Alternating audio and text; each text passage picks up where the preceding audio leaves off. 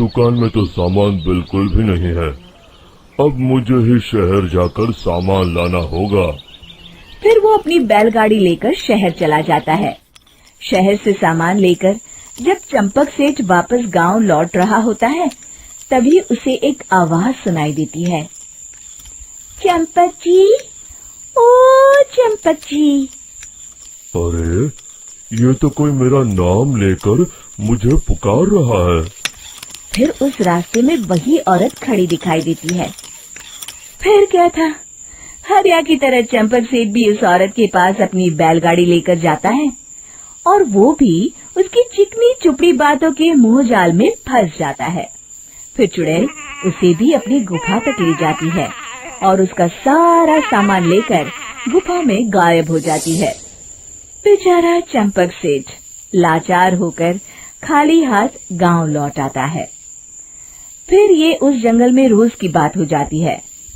जो कोई भी शहर से कुछ लेकर गांव की तरफ लौटता, वो चुड़ैल उसे बेवकूफ बनाकर उसका सारा सामान लेकर गुफा में गायब हो जाती।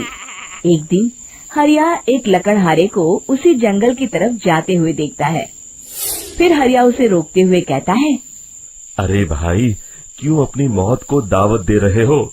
मेरी बात मानो, आगे जंगल में मत जाओ, वहाँ एक बड़ी भयानक चुड़ैल रहती है।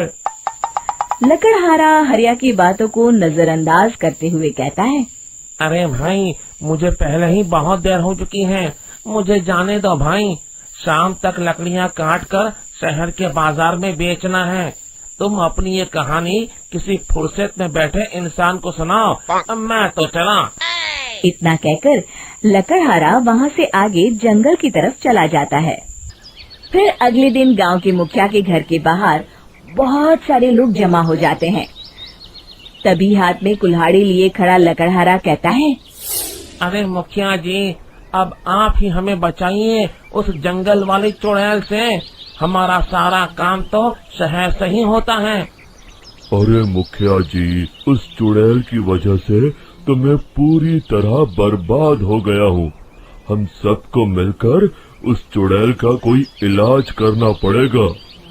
तभी भीड़ में खड़ा वीरा कहता है, आप लोग चिंता मत करिए, कल से वो चुड़ैल किसी को नहीं लूट पाएगी। मेरे पास एक बहुत अच्छी तरकीब है। तभी चंपक सेठ उसका मजाक उड़ाते हुए कहता है, अरे तेरा नाम वीरा है तो क्या हुआ? तूने अभी उस चुड़ैल को देखा नहीं है? जाकर अपना काम कर, बड़ा आया। तब मुखिया जी कहते हैं, नहीं नहीं चंपक सेठ, मुझे लगता है हमें इस लड़के को एक मौका देना चाहिए। फिर सभी गांव वाले मुखिया जी की बातों से सहमत हो जाते हैं और वीरा शाम को एक बैलगाड़ी में कुछ सामान लादकर उस जंगल की ओर चल देता है।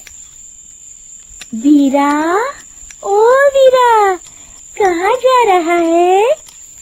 तभी वीरा मुड़ के देखता है, वही चुड़ैल एक औरत के रूप में खड़ी है। अरे बहन जी, मैं आपको ही ढूंढ रहा था। देखिए, मैं आपके लिए क्या लाया हूँ। अरे वाह, तो खुद मेरे लिए इतना सामान लाया है।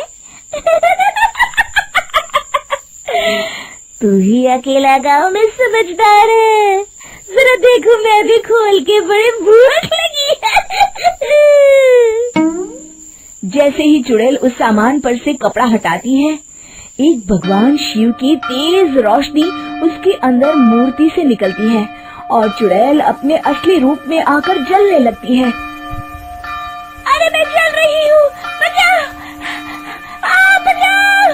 ओम नमः शिवाय, मर गई मैं! देखते ही देखते वो चुड़ैल राख के साथ उड़ जाती है और सभी गांव वाले भी वहां जाते हैं।